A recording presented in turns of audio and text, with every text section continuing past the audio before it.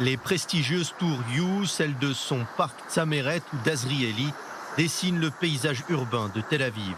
La grande ville du centre du pays doit une partie de son visage moderne au savoir-faire d'une société venue de Turquie. Nous sommes implantés en Israël depuis 1996. Nous avons petit à petit pris de l'importance sur le marché des constructions pour aujourd'hui être leader dans le domaine. Et pour cause, en 2002, Jérusalem et Ankara signent un accord sécuritaire qui prévoit l'arrivée dans le pays de 800 ouvriers turcs. Un quota fixé ces dernières années par les autorités israéliennes à 1200, malgré le refus du président Erdogan de reconduire l'accord expiré en 2017. Sur chaque site travaillent entre 50 et 60 ouvriers venus de Turquie.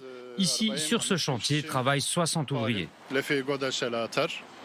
Hakan travaille en Israël depuis 14 ans. Marié, son fils âgé de 3 ans est né ici. Je me sens bien, tu ne peux pas rester seul aussi longtemps si tu n'aimes pas le pays. Une satisfaction partagée par les ouvriers présents sur les chantiers.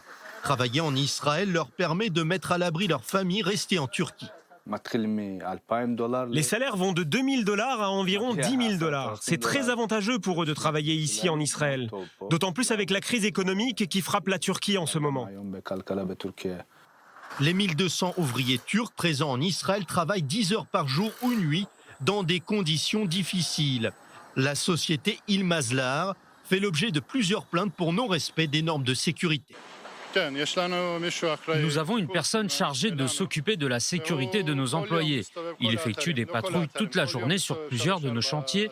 Il utilise notamment un drone pour surveiller chaque petit détail qui pourrait mettre en danger la vie de nos employés. Parmi les nombreux chantiers couverts par la société turque, la rénovation du stade Bloomfield de Tel Aviv.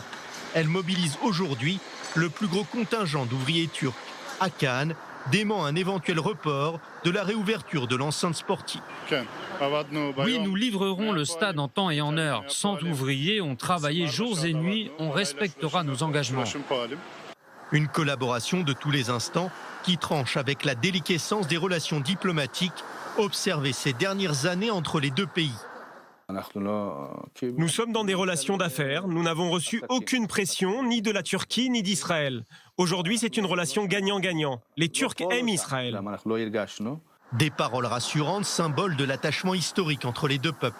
Des vestiges à creuser pour restaurer le chantier des relations entre Israël et la Turquie.